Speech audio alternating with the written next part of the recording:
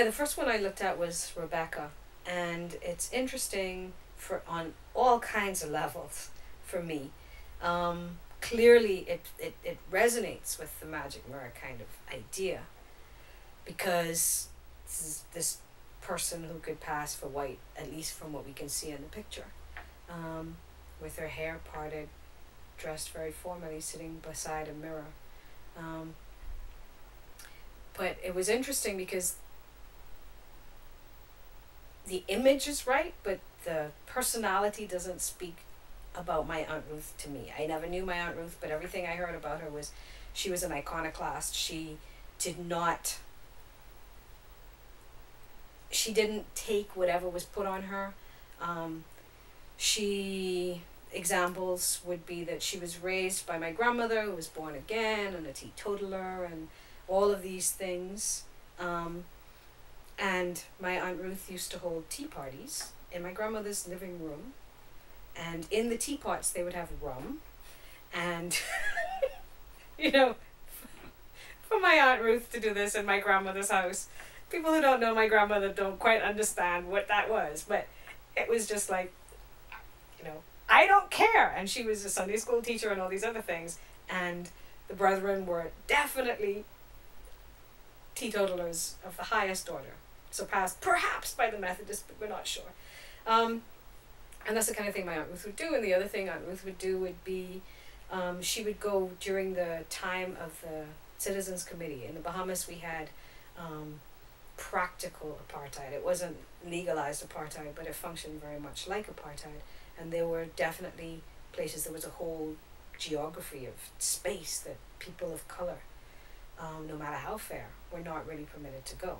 And in fact, there's a story told about, I guess it would have been my grandfather's uncle, who was a photographer, who was raised, I'm guessing he was the brother or the cousin of my grandmother, who was disowned. And he was raised to believe he was pretty well white. I mean, he knew that he wasn't really, but he passed until he went to the British colonial gardens with his white friends and was denied entrance because he was not white. And the story is told, and I have no evidence to support it or disprove it, that he killed himself as a result. Now, we do know that he killed himself. Whether it was a result of that or not, I don't know. But my Aunt Ruth was completely different. She could pass, she didn't. She used to go to the various establishments in Nassau that didn't allow colored people. There would be a group of them, and they would go and they would test the color line. And they would go in, and if they were refused service, they would challenge these things. And I don't know whether the story is true or not, because the person who told it was prone to exaggeration. But apparently, there was one time my Aunt Ruth, who had a very hot temper, got upset and turned over the table as she was leaving. So this particular picture of Rebecca did not suggest my Aunt Ruth to me, because she's too conformist. She has an image. The image is too it's the right color, it's the right look, but it's the wrong demeanor. So when I saw the other one, the gender bender one, I thought, yeah, there we go. That's what it says to me. I didn't get the sense that Aunt Ruth was an iconoclast in that particular way, like wearing trousers, but I could see her being that way. Yeah. So if you were to think of yourself in relationship to either one of these women, who would you connect with? Oh, I would connect with the gender bender one for sure. Oh, yeah. Why is that? Well, oh boy. Well, she's a professional woman. She's wearing trousers at a time, the date 1832 to 1919. I mean, that's remarkable. She's a doctor. She's, I take it, also a woman of color? That's a very good question. Not necessarily. Not necessarily.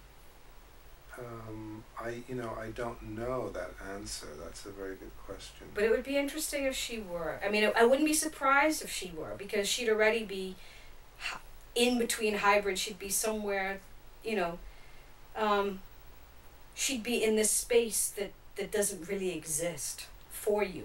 There's no definition that allows you to be in that kind of space. If you're a woman of fair complexion but of color, you're a woman who's a professional, you're a woman who's doing a man's job at a time when the world is very definitively divided up into specific categories where you're supposed to fall, and you have all these, you're not fitting into any of these categories.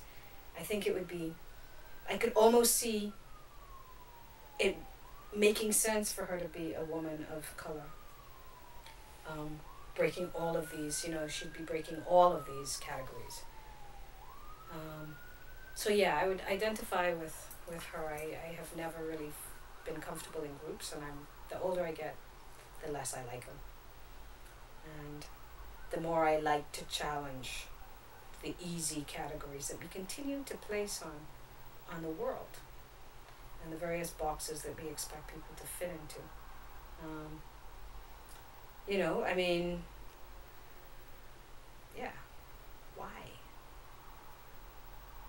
So yes, I'm much more drawn to her